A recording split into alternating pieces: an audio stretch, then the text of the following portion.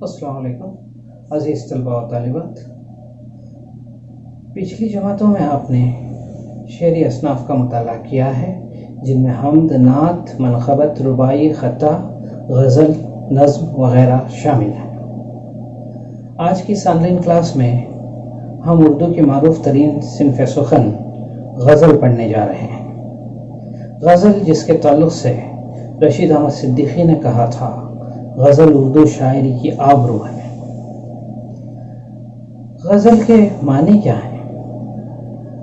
Dictionary کے اعتبار سے، لغت کے اعتبار سے غزل کے لغوی معنی ہیں عورتوں سے گفتگو کرنا.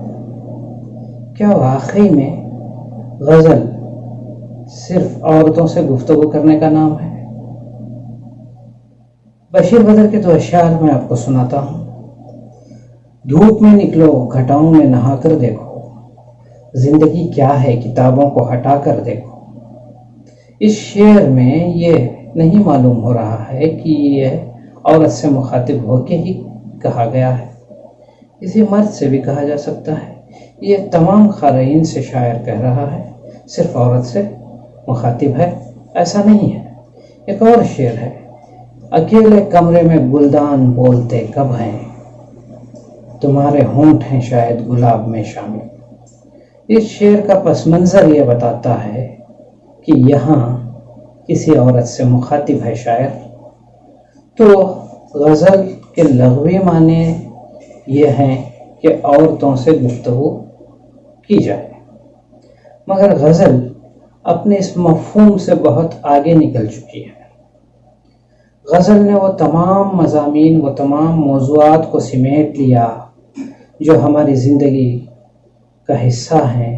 روزمرہ کے حالات پر غزلیں لکھی جانے لگیں، زمانے کے حالات پر لکھی گئی. غزل نے کوئی ایسا موضوع نہیں چھوڑا کہ جس پر طبع آزمائی نہ کی گئی ہو. غزل کو شعراء نے تمام موضوعات پر طبع آزمائی کی ہے، جس میں عشق ہے، عشق مجازی، عشق حقیقی دونوں شامل ہیں. صوفیانہ شاعری ہے، پھر روزمرہ کے حالات ہیں، مختلف کیفیات ہیں. ان تمام کا ذکر غزل کے اشعار میں ہوتا ہے. تو غزل کے تعلق سے اعلی احمد سرور کیا کہتے ہیں؟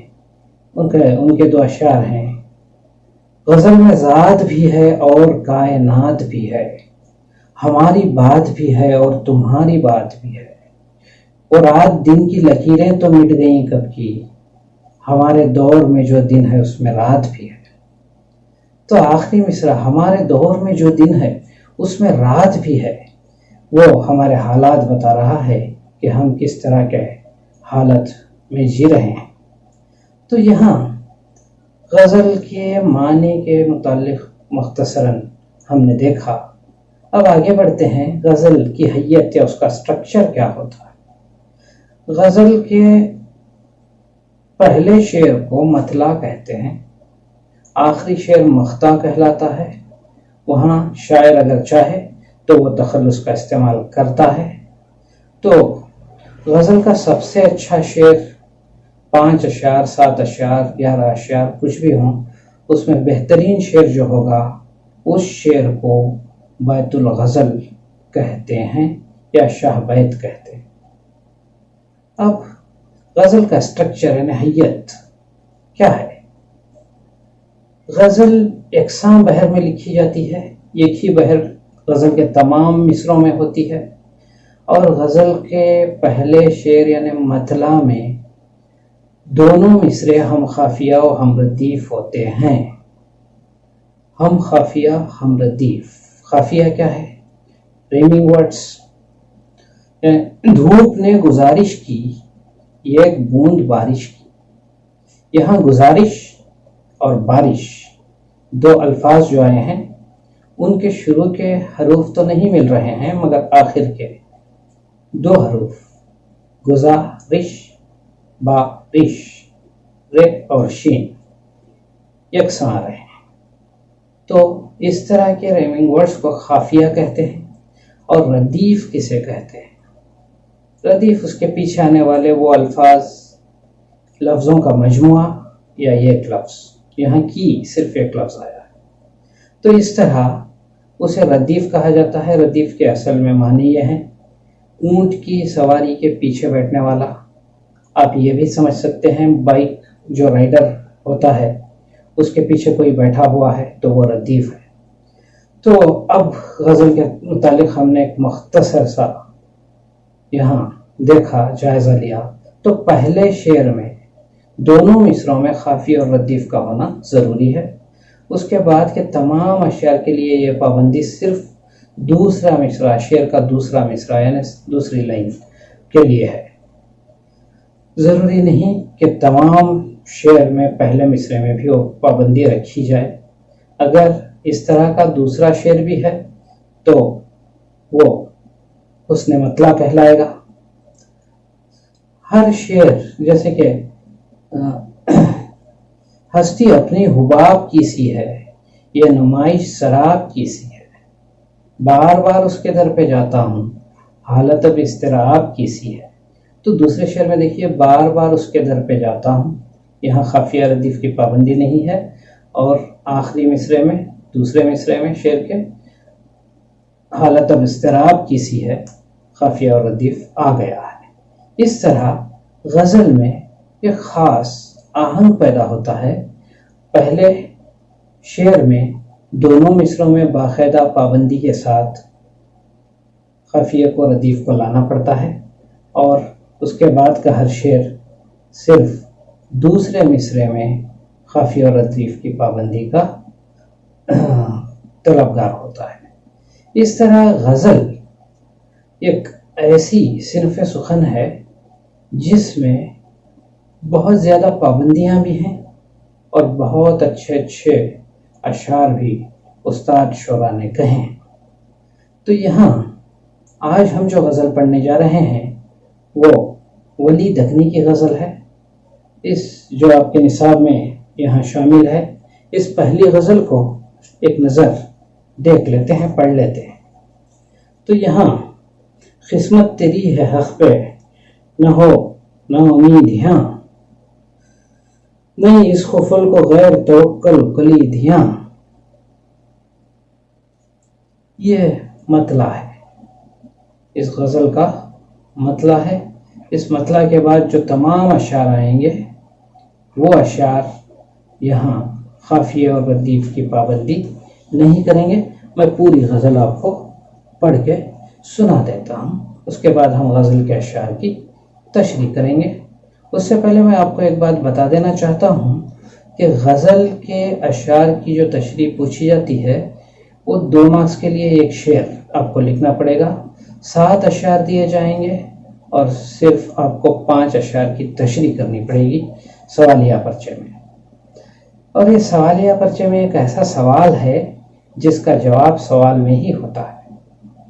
یوں تو آپ کے کوسچن پیپر میں 3 یا 4 ایسے سوال آتے ہیں جہاں سوال کے ساتھ ہی جواب ہوا کرتا ہے، یعنی شعر اگر آپ پڑھیں گے تو شعر کو اپنے الفاظ میں اس طرح سے اس کی تشریح پیش کریں گے کہ اس کا مفہوم بھی پوری طرح سے ادا ہو جائے۔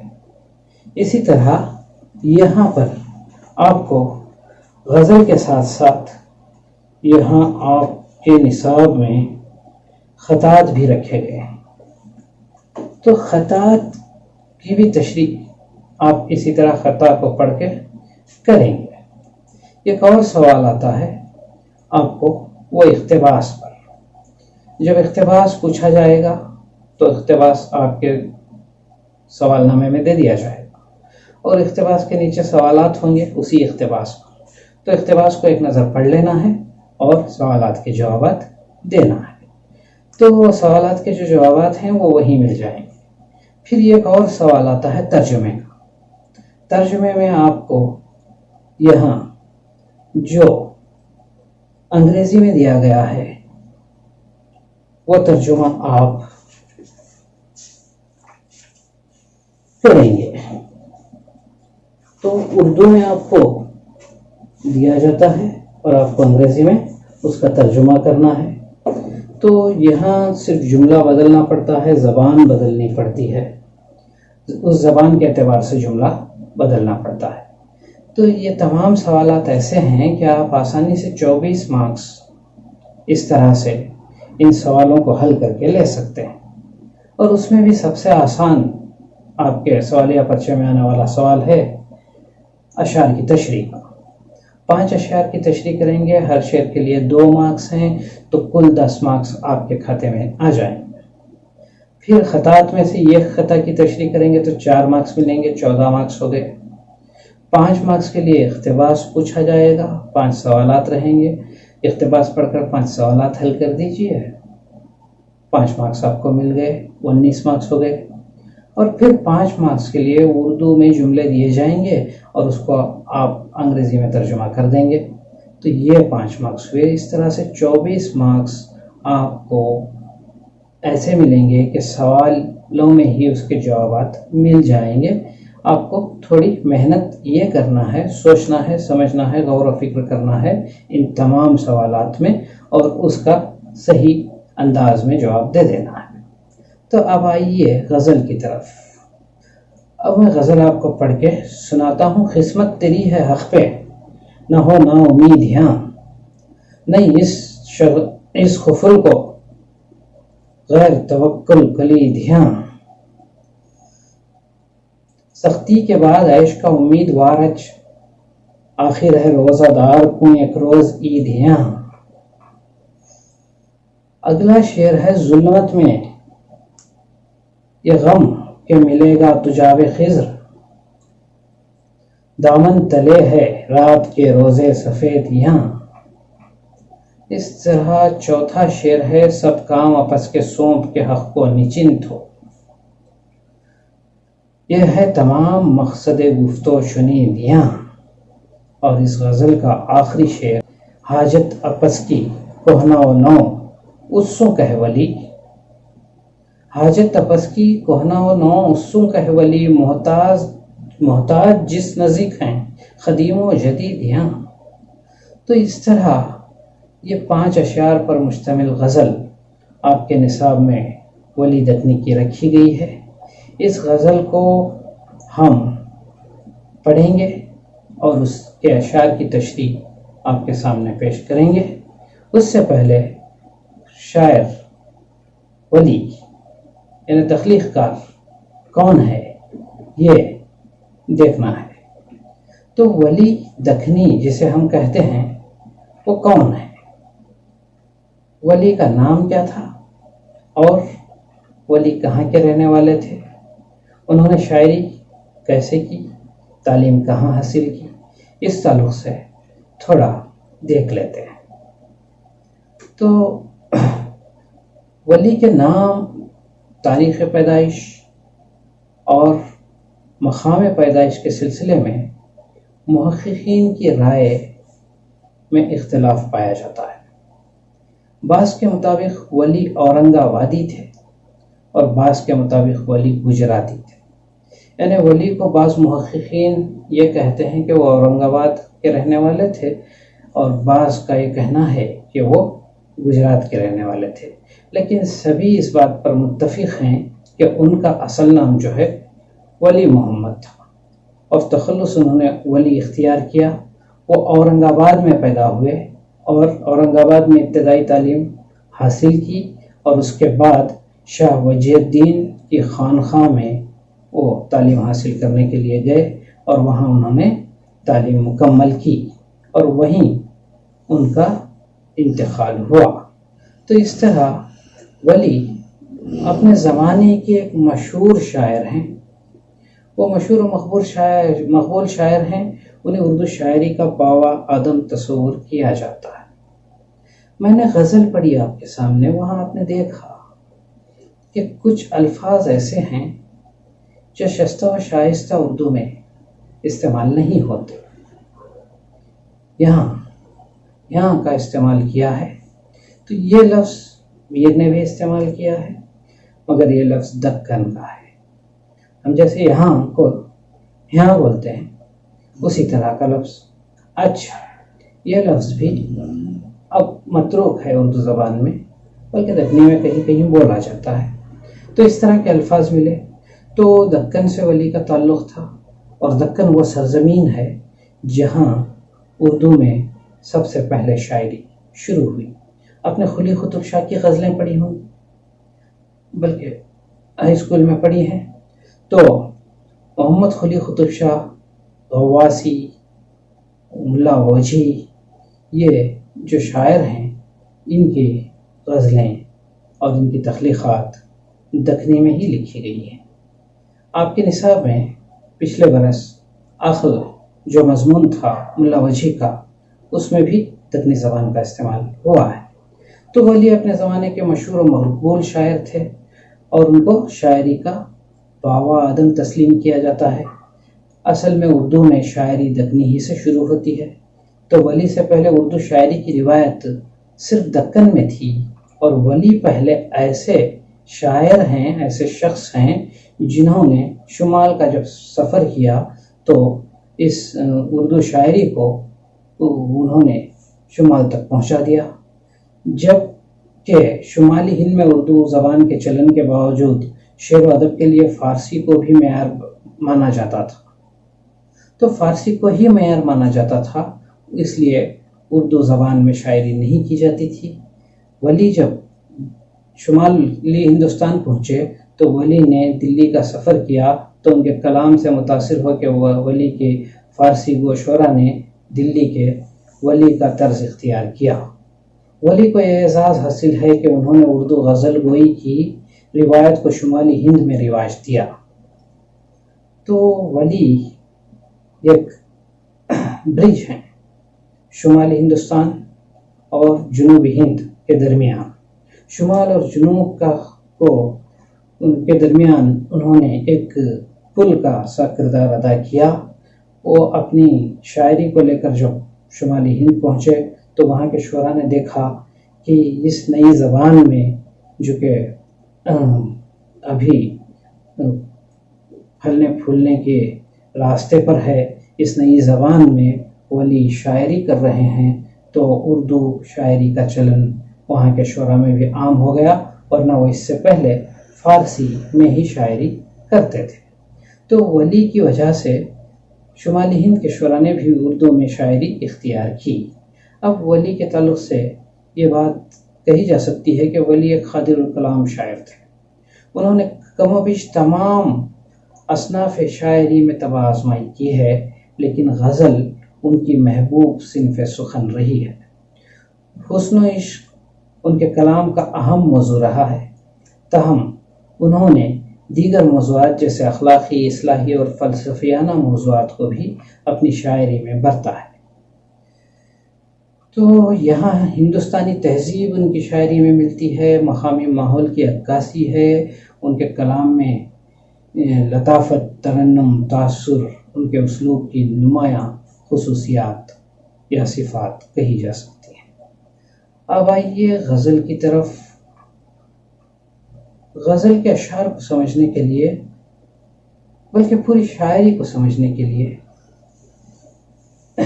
ہمیں غور و فکر کرنے اور معنی و مفہوم تک پہنچنے کی عادت ڈالنی ہوگی. اس طرح کا اگر مزاج ہے تو شاعری سمجھ میں آئی.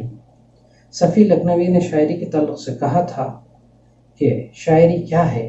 دلی جذبات کا اظہار ہے. دل اگر بیکار ہے تو شاعری بیکار ہے. تو شاعری سمجھنے کے لیے دل چاہیے.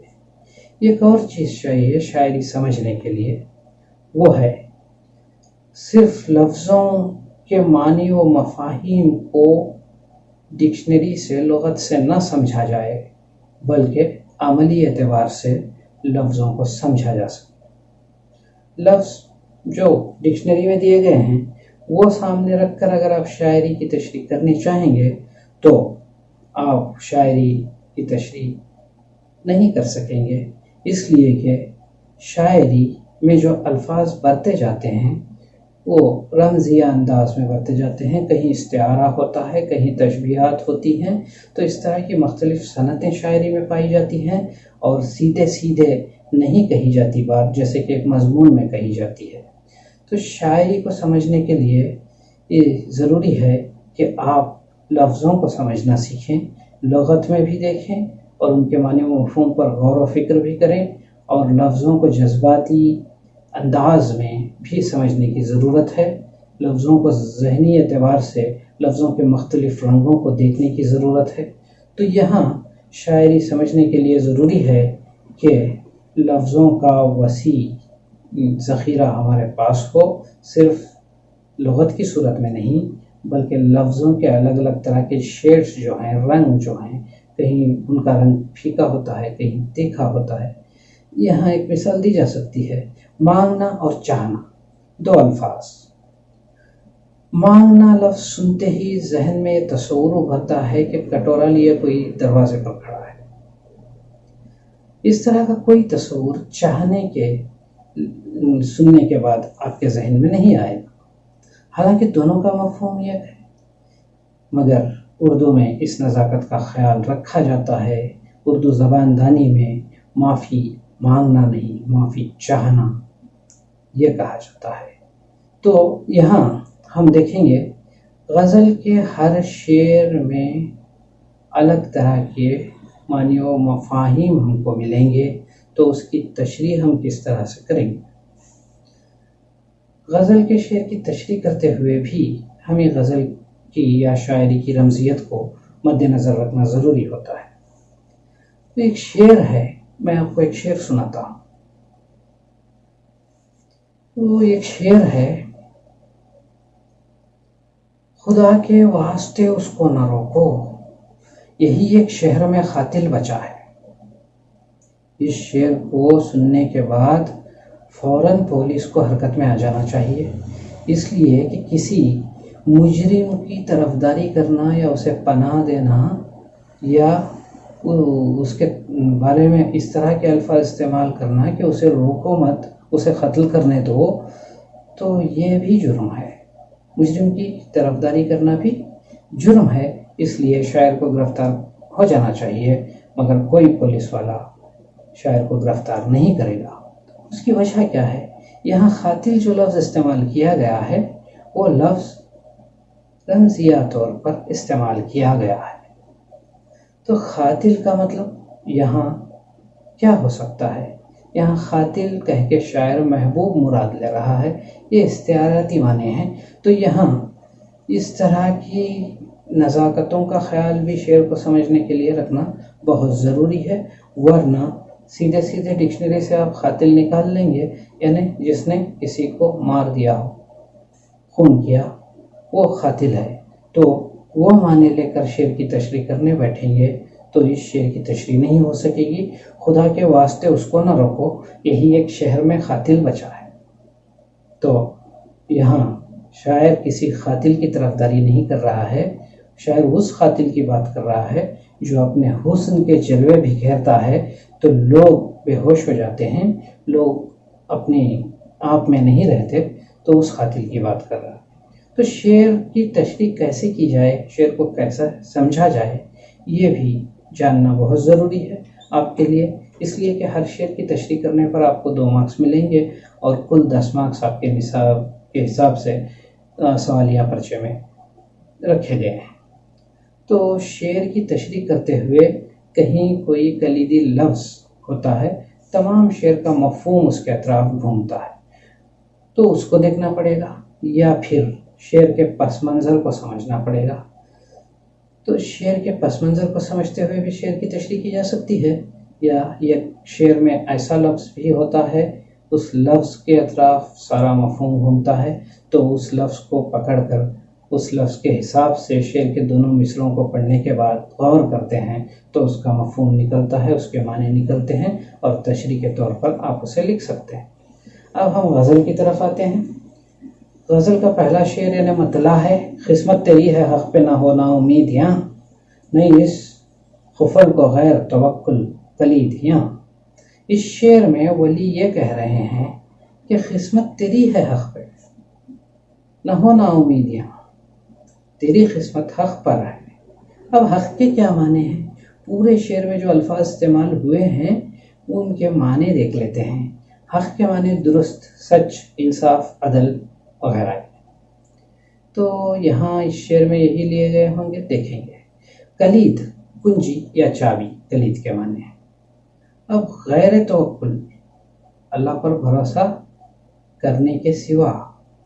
تو توکل کے معنی کیا ہیں؟ بھروسہ، توکل، بھروسہ کرنا۔ تو یہاں قسمت تیری ہے حق پہ، قسمت تیری ہے حق پر، نہ ہو نا امیدیاں۔ تیری قسمت حق پر ہے، ظاہر ہے کہ اللہ تعالیٰ نے ہماری قسمت لکھی ہے تو وہ انصاف سے لکھی ہوگی۔ تو یہاں تیری قسمت انصاف پر ہے، انصاف پر مبنی ہے، ایک مفہوم یہ نکلتا ہے۔ نہ اس خفل کو غیر توکل کلید یا کلید کنجی۔ اب اس قسمت کی کنجی کیا ہے، چابی کیا ہے؟ قسمت اگر ایک تالا ہے، دوسرے مصرے میں یہ معلوم ہو رہا ہے خفل کہا گیا قسمت کو۔ قسمت اگر ایک تالا ہے، خفل ہے، تو اس کی کنجی کیا ہے؟ وہ بھی شاعر اس شعر میں بتلا رہے ہیں۔ توکل ہے اس کی کنجی، یعنی استغنا، توکل، توکل اختیار کرنا، راضی بہ رضا رہنا۔ اللہ تعالیٰ نے جو کچھ دیا ہے اس پر راضی بہ رضا رہنا توکل ہے۔ تو اس پورے شعر میں شاعر کہنا کیا چاہتا ہے؟ قسمت تیری ہے حق پر، نہ ہو نا امیدیاں۔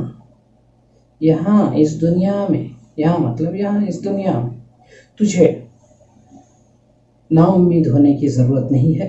تیری قسمت میں جو کچھ بھی ہے وہ اچھا ہی ہے۔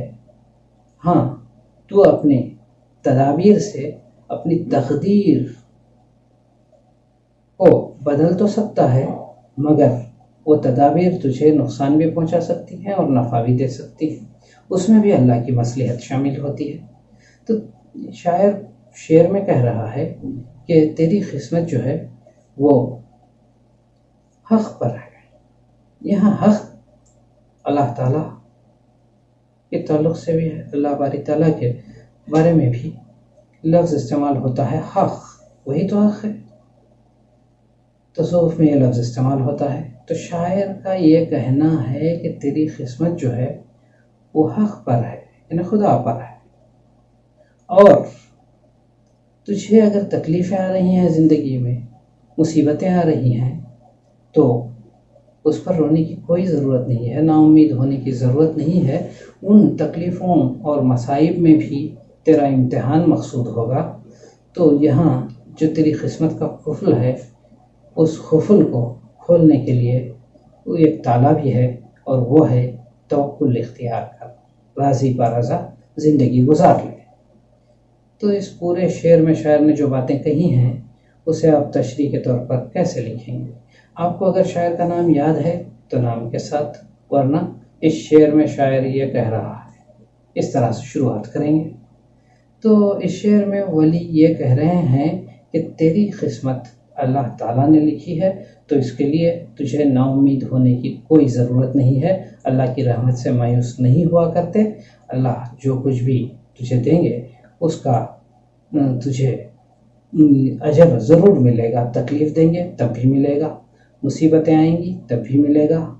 تو اگر تیری قسمت میں تکلیف ہے بھی تو تجھے پریشان ہونے کی ضرورت نہیں ہے اس دنیا میں۔ اور تجھے کرنا کیا چاہیے؟ ان پریشانیوں کو، مصیبتوں کو لے کر اگر تجھے تناؤ ہو جاتا ہے، ٹینشن ہو جاتا ہے، تو کیا کرنا ہے تجھے؟ تو تجھے یہ کرنا ہے کہ اس قفل، قسمت نامی قفل جو ہے، اس کی کنجی تلاش کرنی ہے، اور وہ کنجی بھی بتا دی گئی ہے۔ وہ کنجی یہ ہے توکل، یعنی راضی بہ رضا زندگی گزار لینا۔ تو اس پورے شعر میں شاعر یہ کہہ رہا ہے کہ قسمت تیری حق پر ہے اور تجھے نا امید نہیں ہونا چاہیے، اور قسمت کے اس قفل کو کھولنے کی واحد چابی وہ ہے توکل۔ راضی بہ رضا زندگی گزار لے گا تو مصیبتوں کا گلہ نہیں کرے گا، تکلیفوں سے گزر جائے گا، تکلیفیں بھی گزر جائیں گی۔ چھاؤں کی طرح، دھوپ اور چھاؤں کی طرح زندگی میں سکھ اور دکھ ہوتے ہیں، یہ گزر تو جائیں گے مگر تو کبھی گلہ نہیں کرے گا۔ اس طرح اس شعر میں شاعر نے بندے کو یہ احساس دلایا ہے کہ دیکھ، توکل اختیار کر، اور توکل ہی وہ واحد کنجی ہے جو تقدیر کا گلہ تجھ سے نہ کرنے کا سبب بنے گی۔ تو یہاں دوسرا شعر ہے، سختی کے بعد عیش کا امیدوار اچ، سختی کے بعد عیش کا امیدوار اچ، آخر ہے روزہ دار کون ایک روز عیدیاں۔ تو سختی کے بعد عیش کا امیدوار اچ،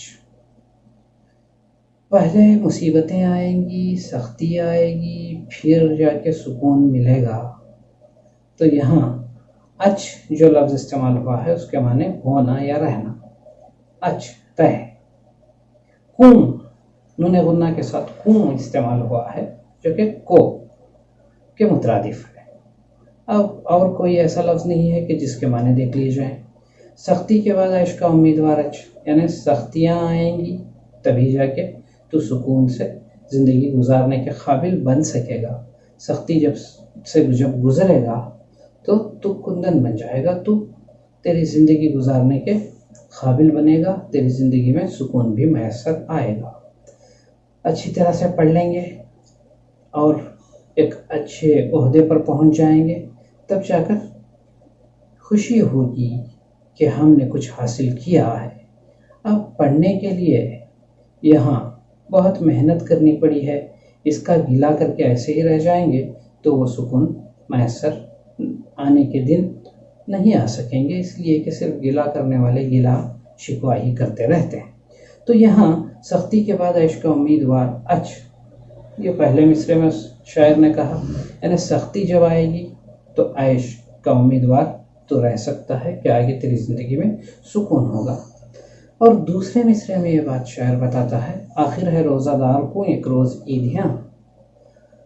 تو جس طرح سے رمضان کے روزے رکھنے والے کو تمام روزے ختم ہو جانے کے بعد چاند دکھتے ہی دوسرے دن عید آ جاتی ہے، اسی طرح تجھے بھی سختی کے بعد اچھے دنوں کی امید رکھنی چاہیے۔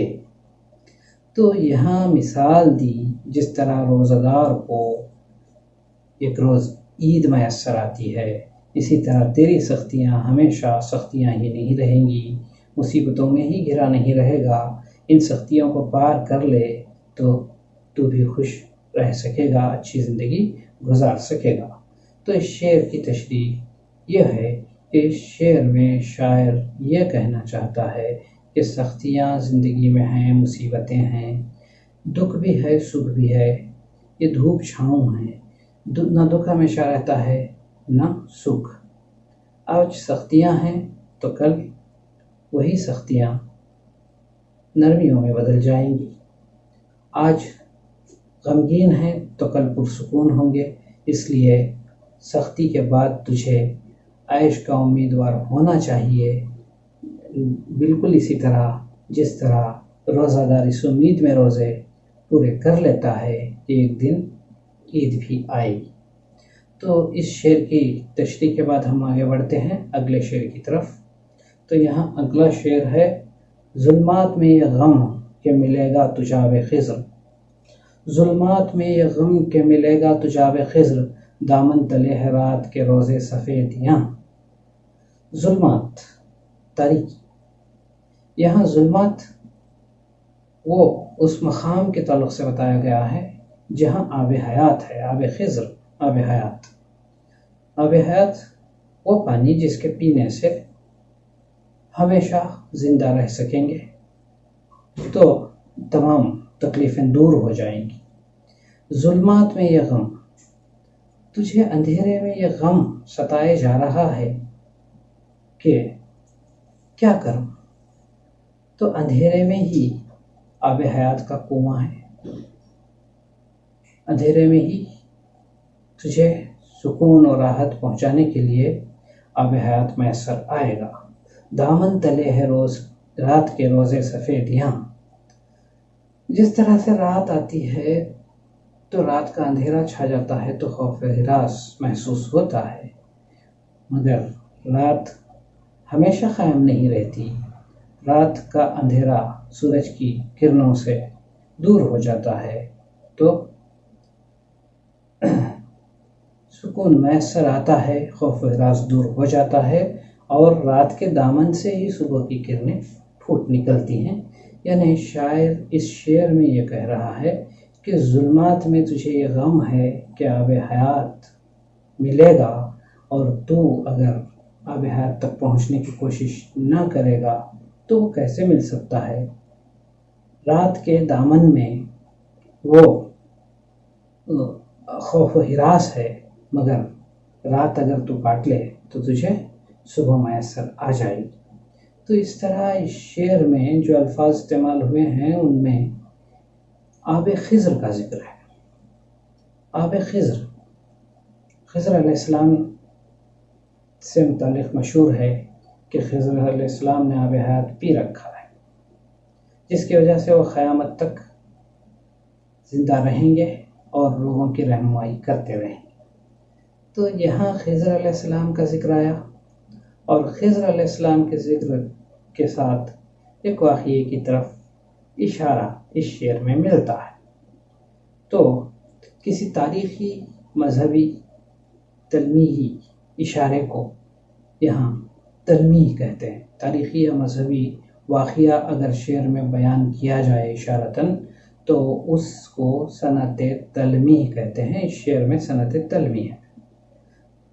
تو اس شعر کی تشریح، شاعر یہ کہتا ہے کہ ظلمات سے تجھے گھبرانے کی ضرورت نہیں ہے، اور اچھی چیزوں کی تلاش میں تجھے پریشان ہونے کی ضرورت اس لیے نہیں ہے کہ یہ ظلمات جب چھٹ جائیں گے، تاریکیاں جب ہٹ جائیں گی تو تجھے راستہ بھی دکھائی دے گا۔ جس طرح سے رات کے دامن سے صبح کی کرنیں نمودار ہوتی ہیں تو اجالا پھیل جاتا ہے اور رات کا خوف و ہراس جاتا رہتا ہے، اسی طرح سے جب مصیبتیں آتی ہیں تو ان مصیبتوں سے گھبرانا نہیں چاہیے، ان مصیبتوں کا ڈٹ کر مقابلہ کرنا چاہیے، اور وہ مصیبتیں ایسے ہی چھٹ جائیں گی تو سکون میسر آئے گا۔ اگلا شعر ہے، سب کام اپس کے سونپ کے حق کو نچنت ہو، یہ ہے تمام مقصد گفت و شنید یہاں۔ تو اس شعر میں شاعر یہ کہہ رہا ہے کہ سب کام اپس کے، اپس ایک لفظ استعمال ہوا ہے یہاں پر دفنی کا، تو اس کے معنی ہے خود کے، اپنے تمام کام جس حد تک تو کر سکتا ہے، جتنی تیری حد ہے، جہاں تک تجھ سے ممکن ہو پائے وہ انجام دے، اس کے بعد ان کاموں کی فکر کرنے کی تجھے کوئی ضرورت نہیں ہے۔ یہ کہنا چاہ رہا ہے شاعر اس شعر میں۔ تو یہ کہتا ہے سب کام آپس کے سونپ کے حق کو نچنت ہو۔ نشچنت ہندی جو لفظ ہے اس کا استعمال ہوا ہے اور شارٹ فارم میں ہوا ہے نچنت۔ تو یہاں وہ کہنا چاہتا ہے کہ بے فکر، نشچنت، تجھے بے فکر ہو جانا چاہیے، سب کام کو اللہ تعالیٰ کو سونپ کر، حق کو سونپ کر۔ جہاں تک تیرا اختیار تھا، جتنی تیری ہمت تھی، تو نے وہ کام کر لیے ہیں، اب ان کاموں کی فکر کرنے کے بجائے تجھے بے فکر ہو کے دعا کرنی چاہیے۔ یہ کہہ کے شاعر کہتا ہے کہ یہ شعر کہنے کا مقصد، یعنی اتنا گفت و شنید کرنے کا مقصد، یعنی گفتگو کرنے کا مقصد یہ ہے کہ میں یہ سمجھانا چاہتا ہوں کہ جب تو تیرا کام تمام کر لے، جو بھی کام تیرے ذمے ہے، تو اس کے بعد تجھے بے فکر ہو جانا چاہیے اور اللہ سے دعا کرنی چاہیے کہ وہ کام جس پر تو نے اتنی محنت کی ہے وہ کامیاب ہو جائے۔ تو یہاں شاعر اس شعر میں یہ کہہ رہا ہے کہ بندے کو اپنے کام، اپنے اختیار، اپنی ہمت اور اپنی قابلیت کی بنیاد پر جتنا ہو سکے انجام دے کے بے فکر ہو جانا چاہیے۔ اس کا مطلب یہ نہیں ہے کہ کام شروع کرنے سے پہلے ہی آپ بے فکر ہو جائیں۔ اپنے کام کو پوری محنت، لگن اور قابلیت سے انجام دیتے ہوئے انجام تک پہنچا کر بے فکر ہو جانا چاہیے اور خدا پر چھوڑ دینا چاہیے۔ اور شاعر یہ کہتا ہے کہ میرا یہ مقصد ہے کہ میں یہ بات سمجھاؤں، اس لیے میں نے اتنی گفتگو کی۔ یعنی یہ غزل ایک ہی طرح کے مفہوم پر چل رہا ہے ہر شعر، اس کا مطلب یہ غزل ایک مسلسل غزل ہے۔ تو آخری شعر ہے اس غزل کا، حاجت تپس کی کوہنا و نو اس سو کہ ولی، محتاج جس نزدیک ہیں قدیم و جدید یہاں۔